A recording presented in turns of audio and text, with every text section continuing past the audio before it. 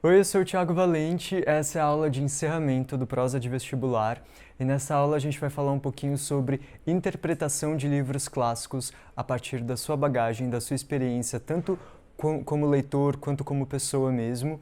E para isso eu vou usar a minha experiência de vida, a minha história com os livros. É isso que eu espero compartilhar um pouco com vocês hoje. Então, no Prosa de Vestibular, durante todas as aulas, tiveram análises, leituras, críticas e opiniões de cada livro, dos livros exigidos pela FUVEST nesse ano.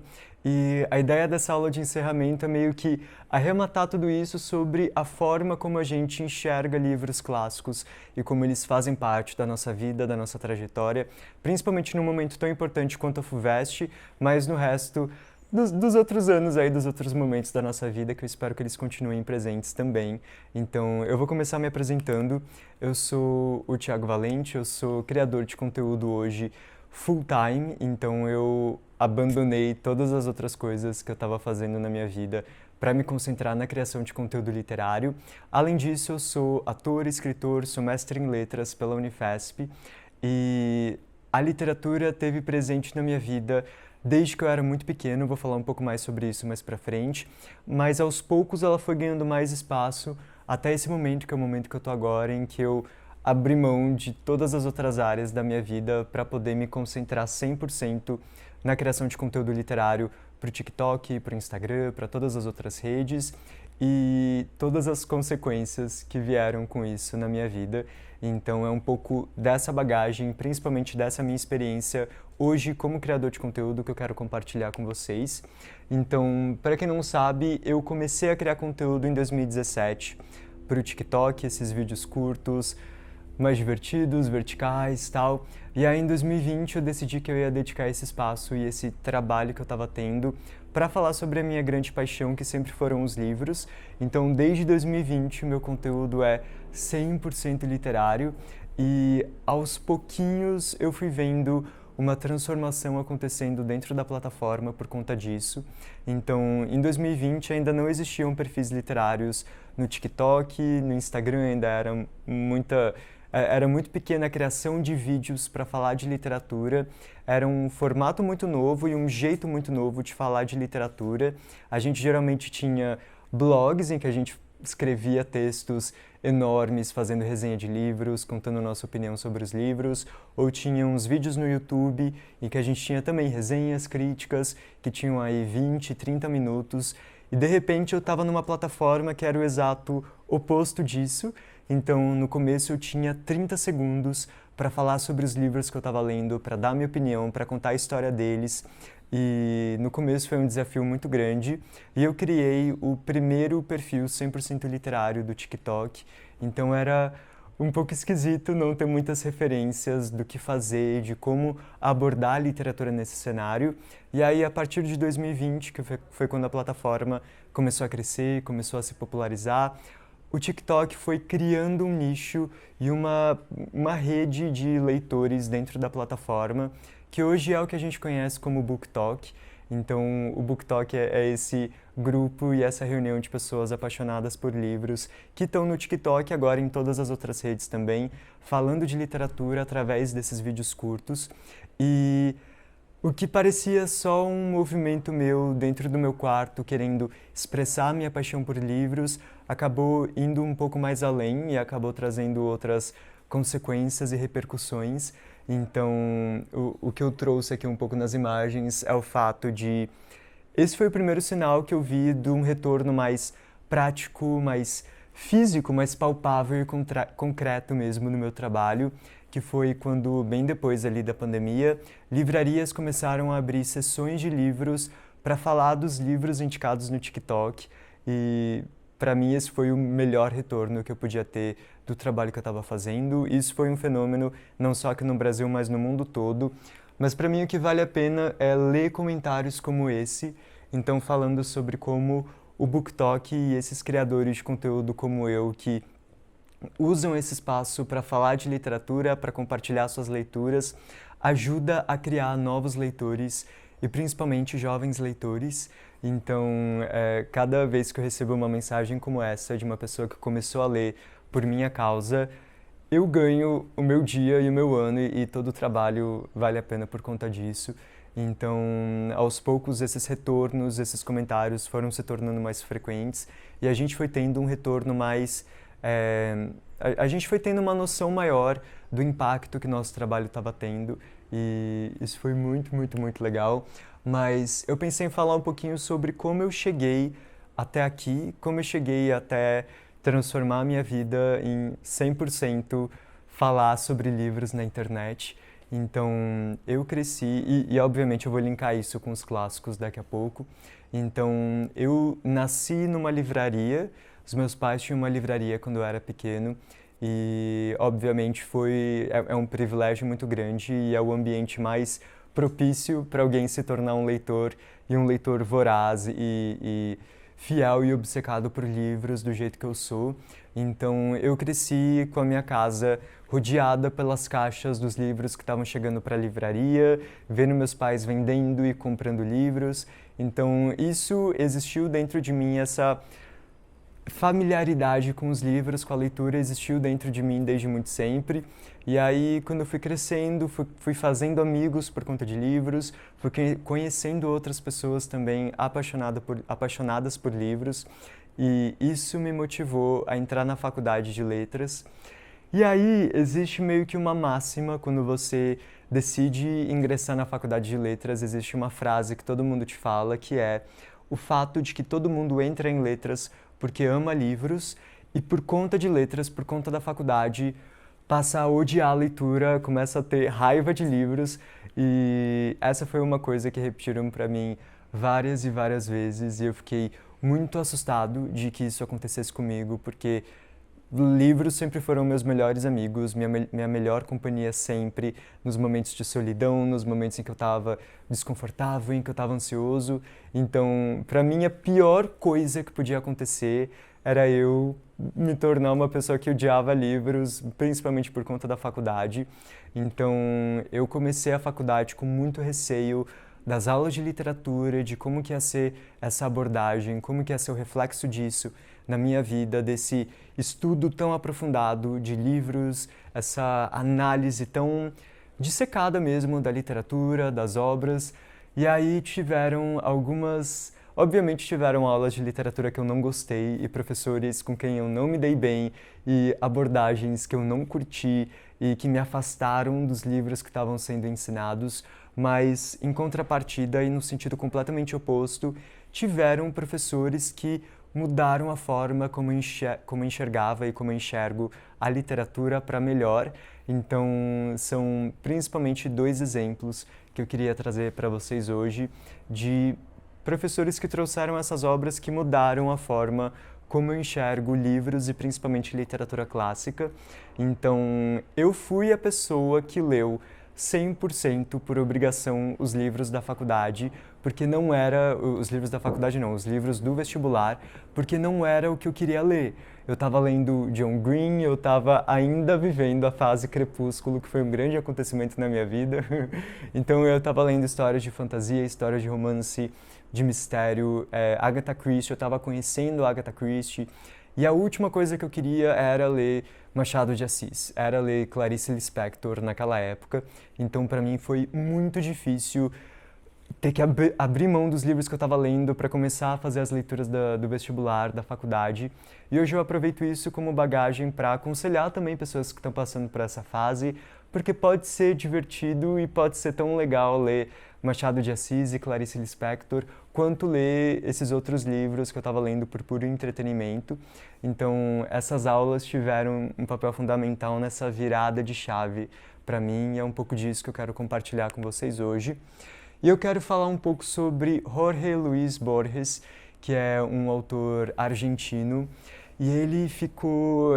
Essa vai ser uma história muito curta, só para ilustrar um pouco do que eu penso hoje sobre clássicos, mas ele é um dos meus contistas favoritos, e junto com o Julio Cortázar, ele escreveu contos que me encantaram muito durante a faculdade, me encantam até hoje.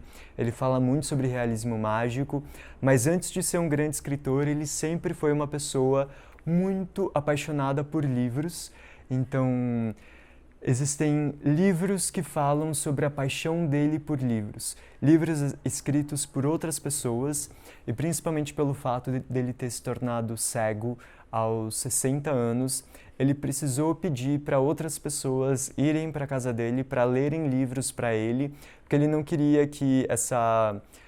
Eu não sei exatamente o que aconteceu com ele, foi uma espécie de doença mesmo no olho dele, alguma coisa que aconteceu ali que começou a bloquear a visão dele. Ele não queria que esse acontecimento barrasse a experiência dele com os livros. Ainda não existiam audiobooks naquela época, então ele tinha que pedir para outras pessoas lerem os livros para ele. E aí tem um relato de um dos homens que foi convidado para fazer essas leituras para ele, que falou um pouco sobre a biblioteca dele, que tem essa frase aqui que eu tirei de um vídeo da Tati Leite, que é uma criadora que eu admiro muito, mas ele fala sobre como a sua biblioteca, que, como a de todos os outros leitores, também era sua autobiografia, refletia sua crença no acaso e nas regras da anarquia.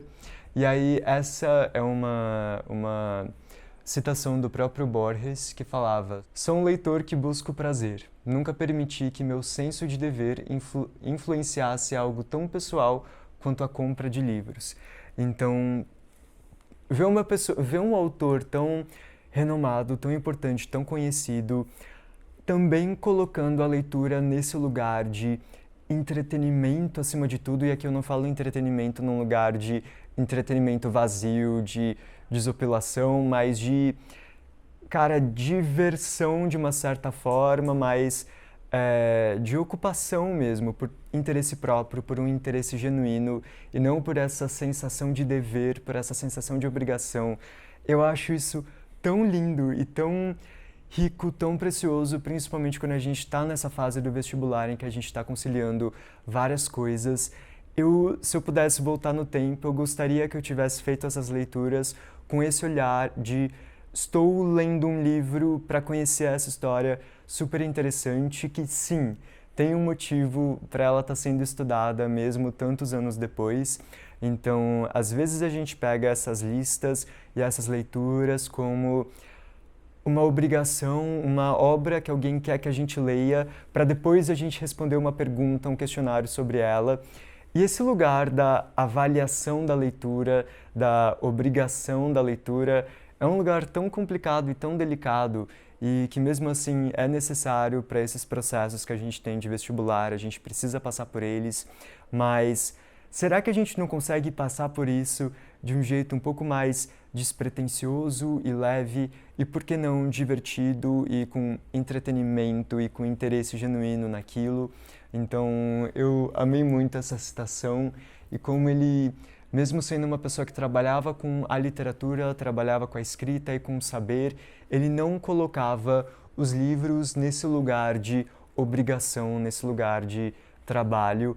É algo que eu tento fazer até hoje, manter a literatura que faz parte do meu trabalho hoje ainda como uma paixão. Foi o que eu tentei fazer durante a faculdade e é o que eu quero passar para vocês que estão na fase do vestibular. E para isso eu quero falar muito sobre o começo desse livro, que o título está em francês, mas é Comme un roman, do Daniel Pennac. Esse é um livro que fala sobre livros, basicamente, mas fala sobre a escrita e sobre a leitura de romances. E aí, quando eu vi esse livro pela primeira vez na faculdade, foi numa aula que chamava Leitura e Interpretação de Textos. Então, é basicamente uma disciplina que ensinava a gente a ler textos, e eu achava a premissa da disciplina a coisa mais bizarra. Depois de sei lá quantos anos de escola, sei lá quanto tempo de vestibular, quantas provas eu fiz, quantas aulas eu já tive, eu vou ter uma disciplina em letras para aprender a ler textos. E a ideia é justamente essa, aprender a alcançar camadas diferentes de leitura, de interpretação. Esse é um livro muito interessante, mas ele tem um trecho em específico, que foi o primeiro trecho que a gente leu nessa primeira aula de leitura e interpretação de textos, que é o exato oposto do que eu esperava encontrar nessa disciplina. Então, quando eu vi o título Leitura e Interpretação de Textos, eu achava que ia ser sobre como analisar profundamente obras e encontrar significados ocultos nas frases e nas palavras e como agir como um especialista em literatura. E o que a gente encontrou nessa primeira aula foi o exato oposto, e eu levo isso para a vida, que são os direitos imprescritíveis do leitor, que são exatamente o oposto do que você imagina que um autor francês super renomado vai escrever sobre os direitos do leitor. De novo, a gente está tirando a leitura desse lugar de obrigação e olha que interessante colocar ele num lugar de o leitor tendo direitos. Então, a gente está falando sobre, aqui principalmente sobre obras clássicas, obras canônicas, a influência dessas obras na história da literatura e, por que não, do mundo.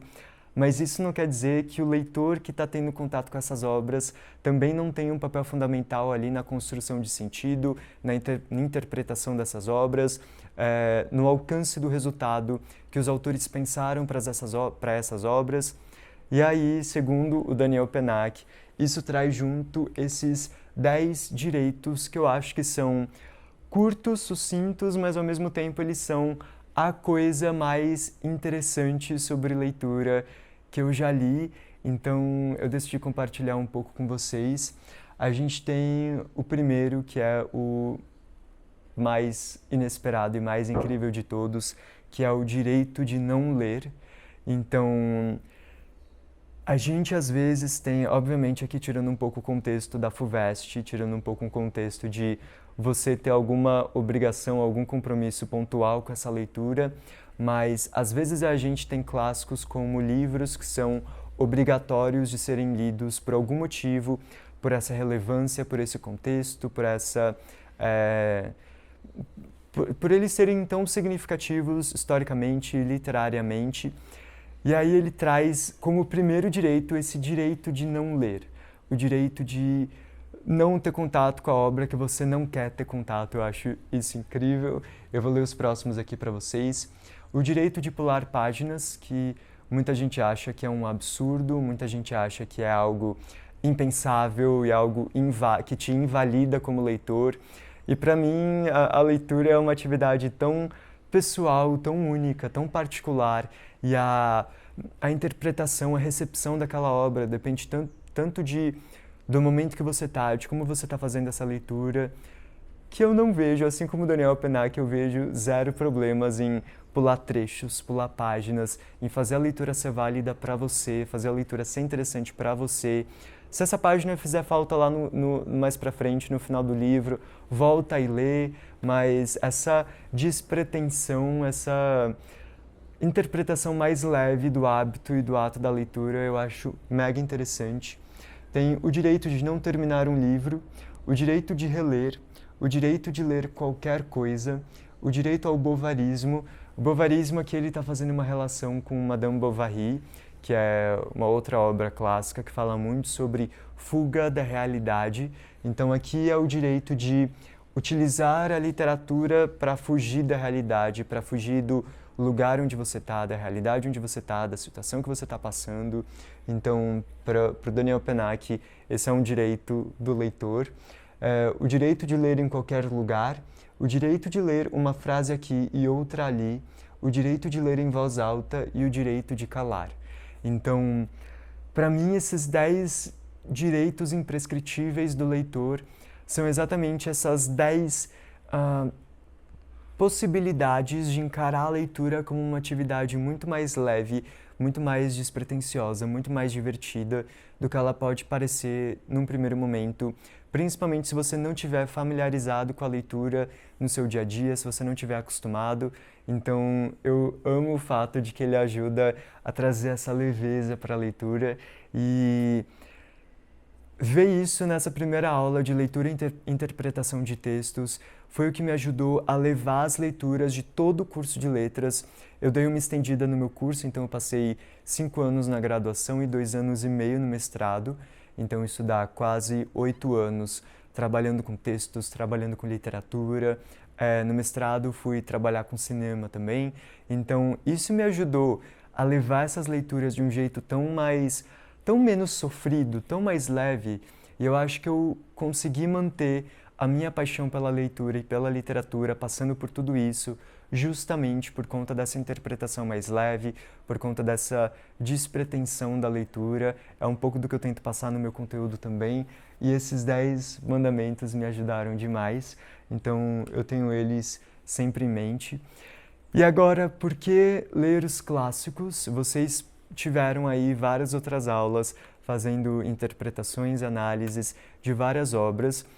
Eu espero que vocês tenham conseguido perceber as reverberações dessas obras para além delas, mas esse é um livro que fala não só sobre uma obra em específico, mas sobre o que torna um livro clássico. Então, por que que décadas e séculos depois a gente ainda está lendo e estudando e falando sobre Machado de Assis? Por que que a gente está lendo Clarice Lispector tanto tempo depois? O que une esses textos e o que coloca esse selinho neles de clássicos da literatura. E aqui, apesar dos exemplos que eu dei, eu acho que essas características que estão aqui, elas não estão ligadas e associadas com autores que já faleceram ou autores que viveram séculos atrás. Cara, não dá para dizer que, sei lá, Torto Arado não é um clássico da literatura contemporânea e o Itamar Vieira Júnior está vivo até hoje, acabou de bater 1 milhão de cópias vendidas. Não dá para dizer que a obra que ele escreveu, sei lá, 10 anos atrás, não sei, não dá para dizer que mesmo com esse curto tempo de publicação, essa não é uma obra fundamental da literatura brasileira, não é uma obra que está influenciando escritores, influenciando leitores, influenciando a cultura e a sociedade. Então, clássicos não tem exatamente esse lugar restrito aos livros do passado e a autores que já morreram, sei lá o quê. E essas percepções do Ítalo Calvino sobre clássicos, eu acho que ajudam a gente a entender por que que esses livros ganham esse lugarzinho numa prateleira especial de livros, por que que a gente precisa estudar eles, por que que é interessante estudar eles. E eu espero que ajude vocês nos estudos de vocês no vestibular também. Então, o Ítalo Calvino faz uma série de enumerações sobre livros clássicos, e aí eu selecionei as que eram mais interessantes para mostrar para vocês hoje. Então ele começa falando sobre aqueles livros dos quais, em geral, se ouve dizer estou relendo e nunca estou lendo. Ele coloca isso, mas ele também critica essa própria... como é que eu vou explicar melhor? Aqui são meio que frases ditas sobre livros clássicos. Ele fala sobre ele concordar ou não com essas frases. Essa é uma frase que, em parte, ele concorda, em parte, ele não concorda. Porque é isso. Se a gente pegar Dom Casmurro, é um livro que muita gente leu e muita gente releu. Então, é muito mais comum a gente ouvir que alguém está relendo Dom Casmurro do que está lendo Dom Casmurro, justamente por conta desse período que vocês estão passando, que é o período do vestibular, período da escola, que é quando a gente vai ter um contato pela primeira vez com essas obras. E aí a gente, quando comenta que está lendo Dom Casmurro pela primeira vez, a gente ouve várias pessoas que já leram o livro, que estão relendo, que já releram, trazem o debate do Bentinho com a Capitu, se traiu, se não traiu. Então, são essas obras que são não apenas lidas uma vez, mas relidas ao longo da vida, pelos motivos que o Ítalo vai mostrar nos itens sequentes aqui. Então, tem esse lugar de serem obras muito familiares e muito difundidas e muito conhecidas e que geralmente as pessoas estão relendo, apesar estão relendo em vez de estarem lendo pela primeira vez. É mais ou menos isso. No segundo item ele diz: dizem-se os clássicos aqueles livros que constituem uma riqueza para quem os tenha lido e amado, mas constituem uma riqueza não menor para quem se reserva a sorte de lê-los pela primeira vez, nas melhores condições para apreciá-los. E aí a gente entra num campo bem delicado, porque ele fala um pouquinho sobre como a juventude talvez não seja o melhor momento para se ler um clássico, e é o período em que vocês estão. Então eu quis trazer esse tópico porque ele fala sobre as melhores condições para apreciar um clássico. E aí a gente está falando sobre obras tão ricas que trazem tanta bagagem cultural, tanta bagagem de conhecimento de mundo, conhecimento de sociedade, mas principalmente muita bagagem emocional.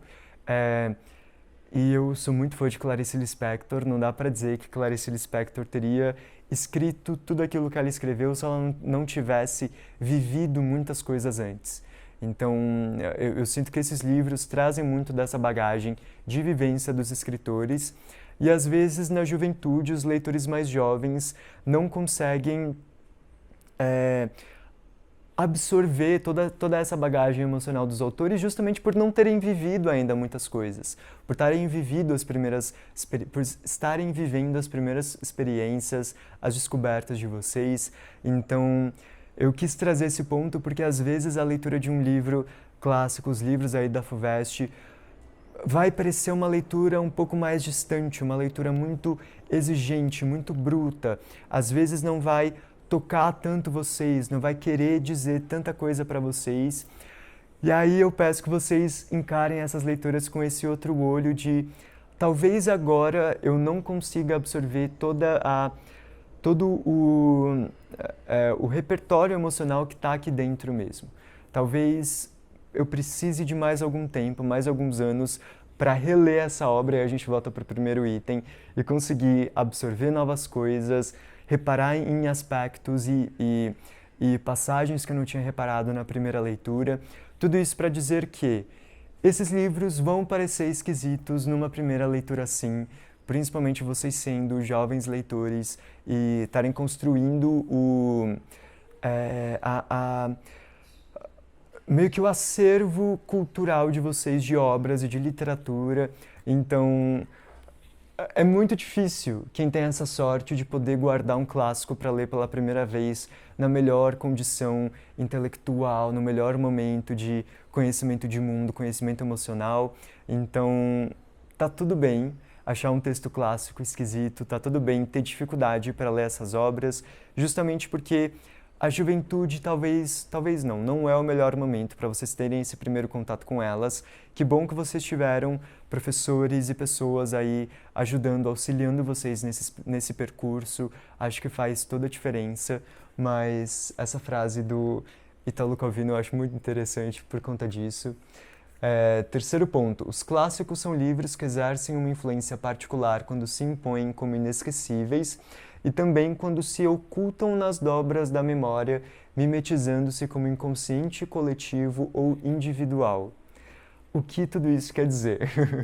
Então, quando um clássico se impõe como inesquecível e se oculta nas dobras da memória, a gente está falando sobre essa importância cultural de um clássico, que nem eu falei do Itamar Vieira Júnior. Torto Arado é um livro que foi lido por mais de 1 milhão de pessoas, o que é um feito raro aqui no Brasil, principalmente por um livro nacional. E a quantidade de pessoas que estão falando sobre esse livro hoje, que vão continuar falando sobre esse livro mais pra frente, vai ter adaptação para o cinema, vai ter adaptação para o teatro, isso ajuda a obra a continuar mais presente. Então é um livro que continua sendo falado após a leitura em várias e várias ocasiões. E é isso que acontece com Machado de Assis, é isso que acontece com Clarice Lispector. Então, a gente conhece esses textos antes de conhecer esses textos. A gente tem contato com a discussão traiu ou não traiu antes de ler Dom Casmurro. A gente viu o trecho inicial de Memórias Póstumas de Brás Cubas, ao verme que primeiro roeu as frias carnes do meu cadáver, viralizando no TikTok e sendo reproduzido por milhares de pessoas que nunca leram esse livro.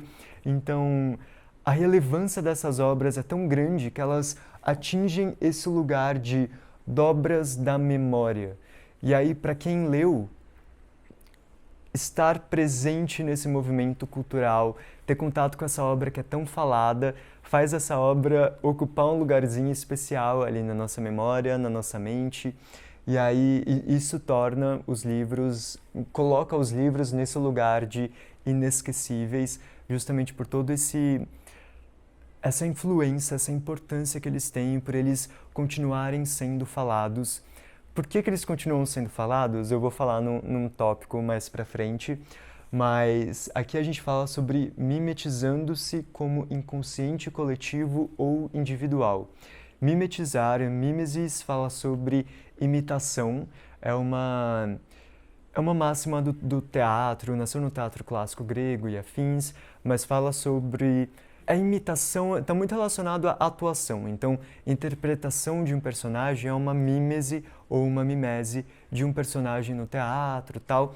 E aqui ele está falando sobre inconsciente coletivo. Então, como ele vai passando e tendo interpretações diferentes para cada pessoa, justamente por estar presente nesse repertório comum brasileiro, nesse repertório nosso, tão forte que faz parte do nosso inconsciente coletivo, de uma coisa que pensa-se que todo mundo sabe, mesmo que nem todo mundo tenha lido as obras completas, as obras originais. Voltando na discussão, traiu ou não traiu? Quantas vezes a gente já não ouviu essa pergunta e quantas vezes a gente não viu pessoas discutindo sobre isso, mesmo sem terem lido Dom Casmurro, sabe? Então essa mimetização do clássico no inconsciente coletivo vem dessa riqueza do texto e dessa perseverança não, mas da forma como ele continua presente nas discussões, na leitura, na nossa bagagem cultural. E aí tem muito a ver com esse quinto tópico, que é sobre como a leitura de um clássico, a primeira leitura de um clássico, também é uma releitura, porque geralmente a gente já ouviu falar muito sobre ele, a gente já ouviu discussões, já ouviu análises, já ouviu pessoas debatendo e conversando sobre esses livros. Então, quando a gente vai ter uma primeira leitura de um clássico, ele já é mais familiar pra gente. Isso torna a leitura ainda mais rica, ainda mais interessante. E aí, essa é a minha frase favorita e para mim, voltando um pouco na minha experiência em letras, no começo eu tive muita dificuldade, que nem eu falei, eu li os livros por pura obrigação na época do vestibular. Foi difícil, mas eu sempre tive o hábito da leitura muito presente, consegui responder as perguntas com facilidade, conseguia interpretar bem essas obras. Mas quando eu cheguei na faculdade, e uma das primeiras aulas que eu tive era dissecando Odisseia, e aí a gente tinha que ler, a gente tinha umas versões bilíngues de Odisseia, do Homero, em que a gente fazia comparações de grego com o texto traduzido e com a história da mitologia e toda... É um livro enorme. Eu tinha um professor que reservou um semestre para a gente analisar aquela obra e dissecar frase por frase. Ele analisava cada uma das frases, trazia contexto histórico, sei lá quantos 1000 versos tem Odisseia. Então, para mim, aquela era uma experiência muito diferente das experiências que eu tinha tido com literatura até então.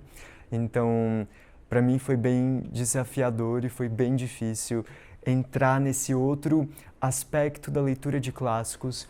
Mas quando eu li essa frase, eu entendi que o que estava faltando em mim era entender o porquê de eu estar fazendo aquilo, entender a motivação de eu estar fazendo aquilo. E aí, para vocês, acho que essa é a frase que eu queria ter lido na época do vestibular, que é: por que eu preciso responder essas 10 perguntas, 20 perguntas sobre essas obras em específico, que todo mundo lê, que todo mundo fala sobre, por que elas são tão importantes assim? E aí o Italo Calvino vem e fala que um clássico é um livro que nunca terminou de dizer aquilo que ele tinha para dizer. Então, o que caracteriza uma obra como um clássico? Essa riqueza do texto, essa forma como um mesmo texto pode ser lido de diferentes formas. Para mim, as aulas quando eu virei essa chavinha, as aulas de literatura começaram a ser as aulas mais divertidas para mim, porque era isso, eu lia um texto na minha casa, no meu quarto, eu fazia anotações, eu grifava partes que eu julgava importantes, e aí quando eu chegava na aula, eu via sei lá, nas aulas de literatura deviam ter 60 pessoas. Eu via 60 interpretações e análises diferentes do mesmo texto. Isso era muito legal. Isso me mostrou que a literatura é um caminho para ampliar a minha visão de mundo e a minha construção de empatia, justamente por conta da riqueza desses textos. E aí obviamente, a gente vê como é delicado o lugar do vestibular, que quer fazer uma pergunta específica e determinada sobre um texto, de um ponto de vista específico, de uma interpretação específica. Então, não é estranho vocês julgarem muito complicada essa avaliação da leitura, essa avaliação da literatura. De fato é algo muito complicado, algo muito delicado. O lance é entender de que forma a FUVEST funciona, de que forma eles vão cobrar essas provas, ver provas, cobrar essas obras, ler provas anteriores. Isso me ajudou muito para entender quais são as abordagens, porque literatura e principalmente livros clássicos são obras ricas, são obras plurais, que dão margem para uma centena de interpretações e avaliações. E é muito difícil a gente colocar valor nessas avaliações. É muito difícil a gente colocar como certo e errado. Então, sim, provas de literatura sempre vão ser lugares muito delicados, muito complicados, e é importante a gente aprender a lidar com eles. Se vocês vão passar pelo vestibular, pela faculdade, eu tive que lidar com isso, vocês vão conseguir. Mas essa frase, cara, mudou completamente a forma como eu enxergo literatura, como eu enxergo clássicos, e foi muito importante para mim. E aí tem mais 2 trechos do Calvino que eu quero falar para vocês, que é o 7. Então, são aqueles livros que chegam até nós trazendo consigo as marcas das leituras que precederam a nossa e atrás de si os traços que deixaram na cultura ou nas culturas que atravessaram. Então, eu amo essa imagem mental de um livro passando pela história e deixando meio que um rastro de relevância e transformações pela cultura, justamente pela relevância das temáticas que ele traz, do quão importantes são esses temas que eles trazem. E, de novo, trazendo, deixa eu pensar em outra obra, Torto Arado ou Tudo é Rio, da Carla Madeira. São livros contemporâneos de autores que estão vivos e a gente vê livros sendo publicados depois deles que estão recebendo influência dessas escritas, dessas obras. Então, a ideia de um clássico como um livro que passeia e transforma não só a literatura, mas a arte e a cultura por onde ele vai, eu acho linda, eu acho muito rica e acho que é isso que coloca o clássico nesse lugar de um livro clássico que merece ser lido e relido e estudado e tal. E são livros que quanto mais pensamos conhecer por ouvir dizer, quando são lidos de fato, mais se revelam novos, inesperados e inéditos. Então essa questão da gente ouvir falar sobre esses textos há tanto tempo e por tanto tempo antes da gente ler, que parece que a gente já conhece quando a gente vai ler, só que essa familiaridade também vem com uma descoberta do novo, uma descoberta do motivo por tanta gente estar falando, do motivo pelo qual tantas pessoas falam sobre eles há tanto tempo. Então, acho que é sempre uma experiência muito transformadora. Eu passei por isso recentemente lendo O Retrato de Dorian Gray. Muita gente falava que esse era o clássico que eu devia ler, muita gente falava sobre como os meus interesses literários tinham a ver com esse livro. E aí eu li ano passado pela primeira vez e foi a melhor experiência que eu poderia ter tido. Foi uma experiência rica, transformadora, me fez entender o porquê dessa obra ser tão famosa, mas principalmente me fez querer reler essa obra um pouco mais para frente, para ver se eu vou ter uma outra interpretação. E, enfim, acho que essa novidade do clássico e essa surpresa do clássico quando lido pela primeira vez é muito especial. E aí, de novo, voltando para minha história com os livros, voltando para a história que eu estava contando para vocês, entrei em letras porque gostava de livros, não odiei livros por conta de letras, saí da faculdade e estava na dúvida do que eu ia fazer com a minha vida, se eu ia seguir como ator, como se eu ia seguir para o doutorado, o que eu ia fazer. Vem a pandemia, vem o TikTok, eu começo a falar de livros no TikTok e o retorno desse trabalho me faz largar todo o resto que eu estava fazendo para viver dessa divulgação da literatura, mas para mim, logo depois do fato de estar criando novos leitores, para mim o mais legal é como poder falar hoje para, sei lá, mais de 600 mil pessoas sobre literatura. Para mim o mais legal desse trabalho é como parece que virou um grande clube do livro com centenas de milhares de pessoas. E aí a experiência que eu tinha na sala de aula em letras com 60 pessoas foi maximizada e ampliada vezes centenas de milhares de vezes. Então, a oportunidade que eu tenho hoje de ler um livro, falar das minhas percepções sobre ele, publicar esse vídeo, ver ele chegando em mais pessoas e ver mais pessoas trazendo um retorno dessa leitura que eles fizeram e principalmente trazendo outros pontos de vista e olhares dessa leitura, desse trajeto mesmo que essas pessoas passaram ali com os personagens, com a narrativa. Para mim é a coisa mais rica que pode existir. Atualmente a minha experiência literária favorita é poder fazer parte disso e poder compartilhar minha leitura para ter esse retorno de leitores diferentes de mim. Então, acho que isso me colocou num outro lugar como leitor, mas principalmente num outro lugar como pessoa. Eu passei por um processo de desconstrução muito grande na faculdade e esse processo continua acontecendo na criação de conteúdo e na internet. E para mim essa é a experiência mais rica e mais prazerosa que pode existir. De todos os debates, acho que me ensinou muito sobre, pensando num exemplo mais prático, me ensinou muito sobre a comunidade LGBTQIAPN+. Eu faço parte da comunidade e como um cara gay, eu achei que por ser um homem gay, eu já sabia muito sobre ser uma pessoa queer, ser uma pessoa LGBT. E aí começar a ler obras com esse tipo de representatividade, começar a falar sobre essas obras e ter o retorno de leitores LGBT, que principalmente são das outras letras, então do L, do B, do T, do N. Ver se essas interpretações diferentes dessas obras me mostrou que eu não sabia nada sobre o que era ser principalmente um jovem LGBTQIAPN+, no Brasil, e ver como essa experiência com esses leitores me ensinou muito. Foi e tem sido algo transformador que eu espero poder levar para frente para o resto da minha vida. Assim, eu quero que os livros continuem me transformando e me ajudando a criar empatia desse jeito, porque para mim é para isso que eles servem, basicamente. E tem esse criador de conteúdo que é o Patsy, que é o Patrick, que fala especificamente, exclusivamente sobre livros clássicos com uma abordagem jovem, com uma abordagem rápida.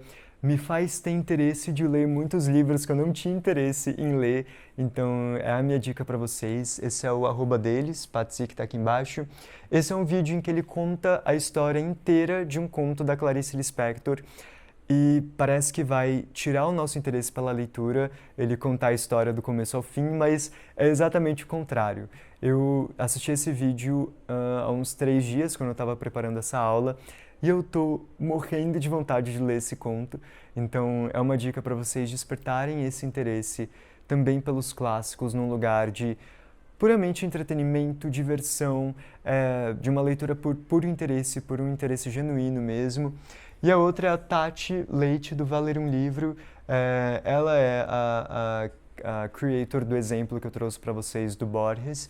E ela tem um canal que fala sobre literatura clássica, linkando isso com acontecimentos da vida dela, com acontecimentos do mundo, com pautas quentes mesmo, acontecimentos que estão sendo muito falados. E eu acho o trabalho dela uma das coisas mais geniais que eu já vi na minha vida. Então, é minha dica para vocês hoje.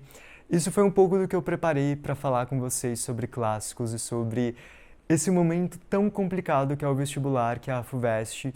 E uma esperança de poder levar a leitura que eu gostaria de ter feito na minha época de vestibulando, de levar isso um pouco mais para frente.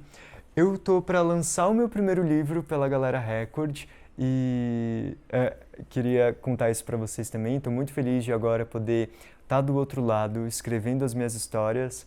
Então, fica aí a minha recomendação se vocês quiserem conhecer mais do meu trabalho.